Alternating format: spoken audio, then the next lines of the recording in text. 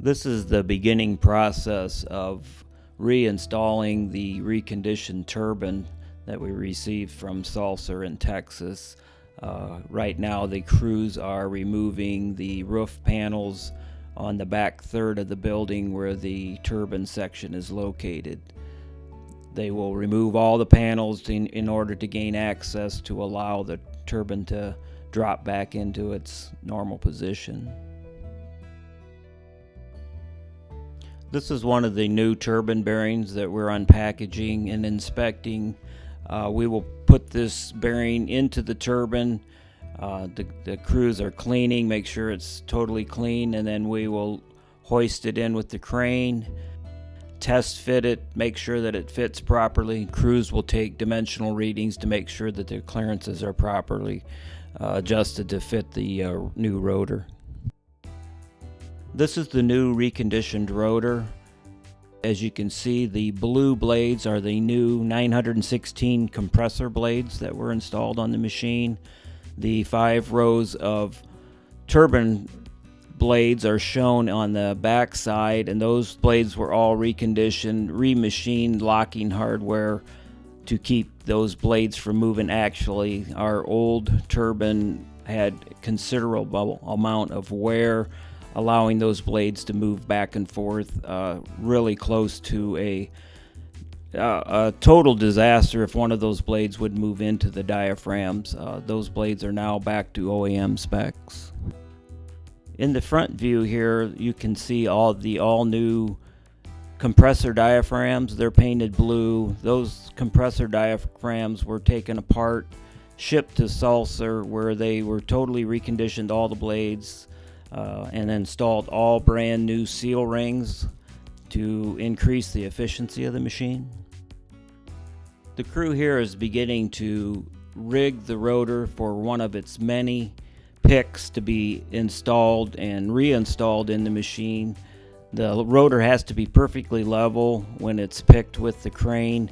As you can see, they're using a spreader bar there to balance the rotor so that we can adjust it up and down to make sure it's perfectly level. The reason we do this is the clearances are so tight within the machine. If it's off just a fraction here or there, the blades will rub as it's reinstalled in the machine and could cause damage, so they're very careful to get the unit level. The first lowering of the rotor into the case, the crews went in and added lead wire that can be compressed so that when the rotor is removed, we can measure those lead wire compressions to see exactly what our lower clearances are. There's lead wire taped in every row of turbine and compressor blades so that all those clearances can be verified. After removing the rotor and checking the tolerances on the lead wire, it was determined that the blade compressor and turbine blades tolerances were too tight.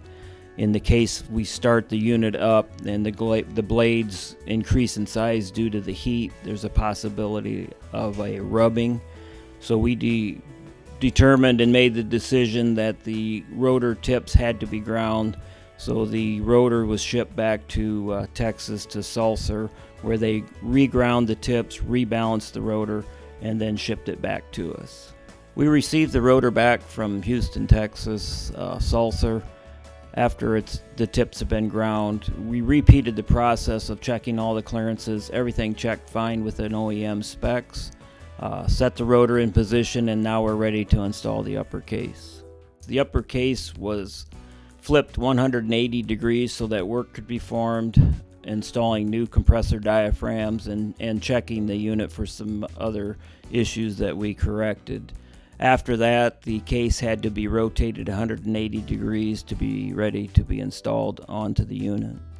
We're now going to install the upper case onto the unit. The upper case weighs approximately 30,000 pounds.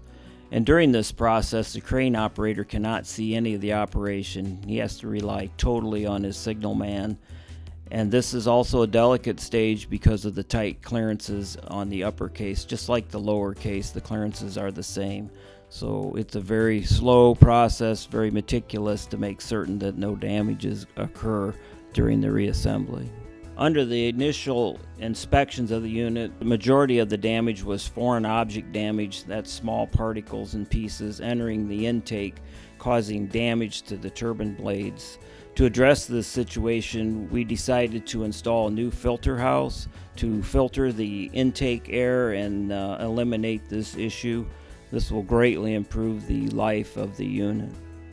Sulzer Turbo Services completed the reassembly of the unit on August 25th. At that time, our power plant crews started the unit up for a test run. The unit started up very well, ran exceptionally well. For the temperature of the day, we exceeded our expectations by reaching 17 megawatts. With no vibration, the unit ran very smooth. After that time, we shut down and we had a crew come in to begin doing the external insulation that had to be removed for the repairs. That portion is completed, and the power plant crews are now finishing up the minor insulation of the stack seams and the tunnel areas. Those need to be completed. We need to have the unit ready to go in preparation of possible transmission peak shavings that occur in January or February. Those peak shavings can be very lucrative for us. This machine alone, if operated during a peak shaving event for transmission, could save us $500,000 annually. The unit is in really good condition now mechanically. This repair could easily expect another 25 years out of this machine for the mechanicals. The overall project went very well considering the age of this machine and the condition of our case. Sulzer Turbo Services did an excellent job. They're a very experienced crew, very professional, and the reassembly process went really well.